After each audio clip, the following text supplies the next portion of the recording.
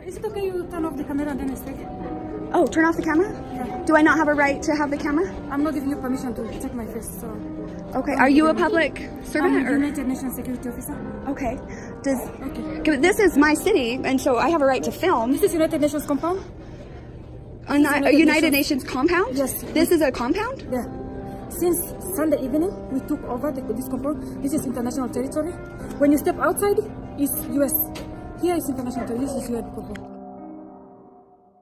The United Nations claims to be the champion of your human rights. Here they are boasting about how they love the freedom of the press.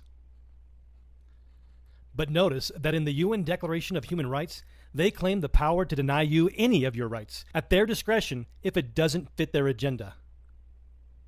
There were thousands of cameras filming the United Nations that day, activists, journalists, and citizens, but as soon as their security saw that one activist was speaking against the UN's agenda, she was targeted, just like the UN's Declaration on Human Rights says that they have a loophole for. Let's recap what you just saw.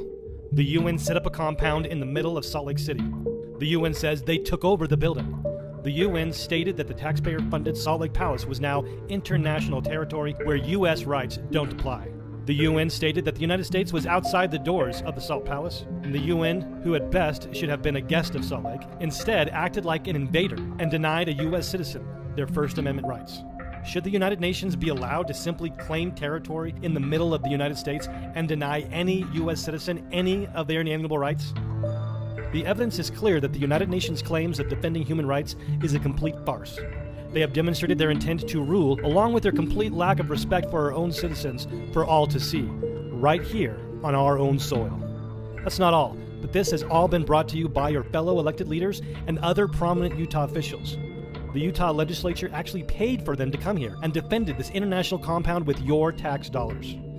The mayor of Salt Lake City welcomed them with open arms, and the executives of Utah Valley University invited them here shortly after they officially signed up to promote the UN's agenda through the university. Do you know that the United Nations is already writing and passing laws that the state of Utah and Utah's cities are putting into law on behalf of the UN?